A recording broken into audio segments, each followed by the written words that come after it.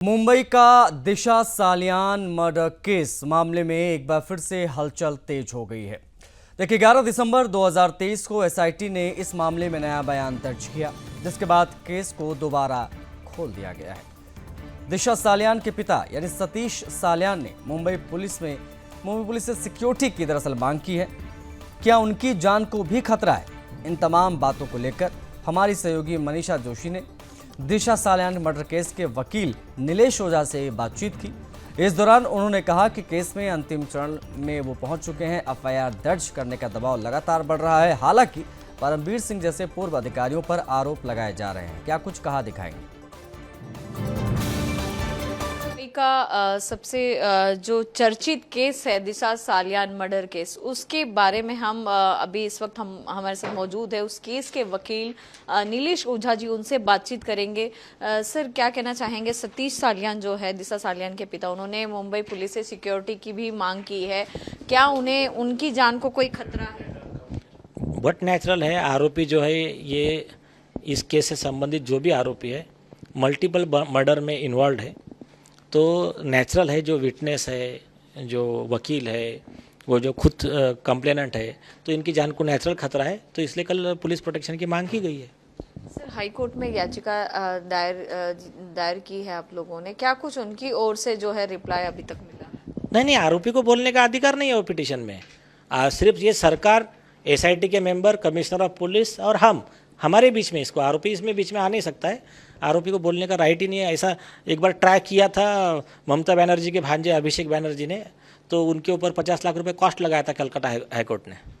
जी, आदित्य ठाकरे का ये भी बयान आया है कि उनके पास अगर एविडेंस है तो हम लड़ लेंगे, हम देख लेंगे कोर्ट में, इस तरह का उनका बयान आया है। क्या कहना चाहेंगे? तो वही तो ना,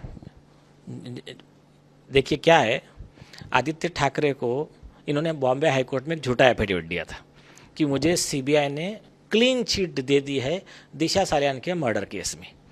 सीबीआई ने प्रेस नोट जारी किया था, हमने ऐसा कोई क्लीन चिट दिया नहीं है, ये झूठा है। अक्टूबर 2023 को लीगल नोटिस एडवोकेट चैतन्य रावते भेजते हैं आदित्य ठाकरे को, उनको सर्व होती है कितना डिफामेशन का, 19,750 करोड़ रुपए का उस ऑर्गेनाइजेशन की तरफ से। आज तक जवाब नहीं दे पाए हैं, जहाँ जवाब देना है उनको मैंडेटरी, नहीं तो नहीं जवाब दिया अगर लीगल नोटिस को, तो उसका प्राइमा फैसी ये मतलब निकलता है कि आपको आरोप मंजूर है। तो आप ये आकर बोल रहे हैं कि हम वहाँ जाकर जवाब देंगे, वहाँ जाकर जवाब देंगे, वो तो ठीक है, ये उम्र। हाँ, वो ये वाला डिफेंस ले सकते हैं कि क्योंकि मैं आरोपी हूँ, मेरे जवाब से मैं फंस सकता हूँ या मुझे कुछ प्रेजुडिस हो सकता है, इसलिए मैं जवाब नहीं दे रहा। ये उनका सही स्टेटमेंट रहना चाहिए।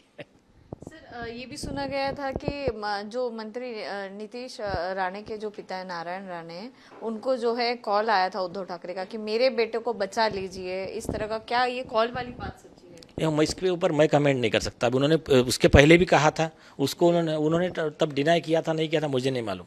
तो वो उनके दोनों के बीच का मसला है, उससे हमको ज़्यादा ये केस में फर्क नहीं पड़ने वाला है।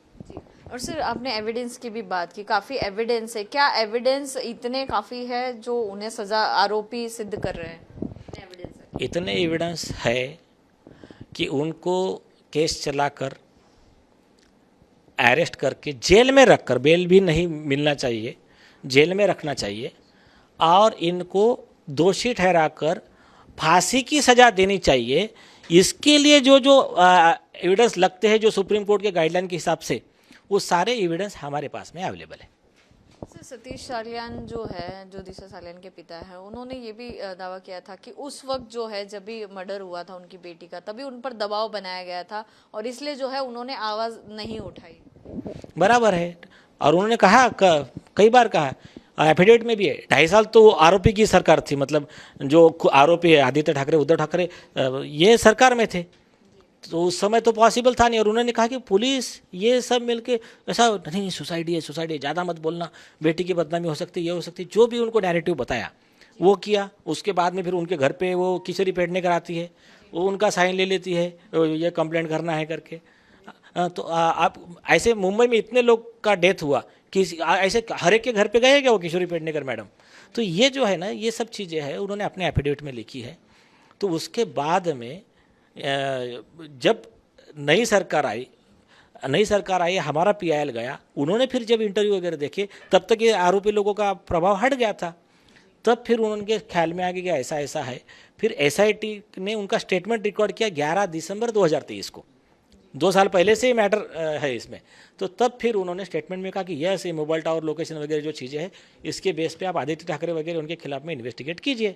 हम तो हमारा एक एक स्टेप हम आगे बढ़ रहे हैं। ये जो है पुलिस, उनको तो अभी एकदम लास्ट कॉर्नर पे आ गए हैं। अभी उनके पास कोई ऑप्शन नहीं है, इसमें एफआईआर रजिस्टर ही करना है। और सरकार ने खुद सपोर्ट कर दिया। सरकार ने कहा कि बिल्कुल इन्वेस्टिगेशन होगा और एक्शन होगा, तो बस जस्ट क्राइम नंबर रजिस्टर मिलने का देरी है, बाद में प्रोसीजर स्टार्ट होंगी।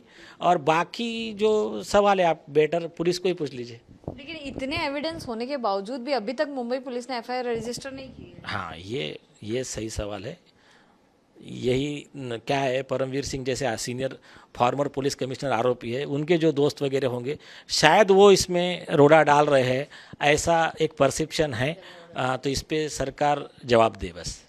तो सुना हमने यहाँ पर बातचीत की नीलेश ओझा जी से, जो कि दिशा सालियान के वकील हैं। उन्होंने कहा कि उनके पास जो है इतने एविडेंस है, जो जितने भी आरोपी है उन्हें जेल के सलाखों के पीछे जो है भेज सकते हैं। कैमरा पर्सन संदीप के साथ मैं मनीषा जोशी, सुदर्शन न्यूज़, मुंबई।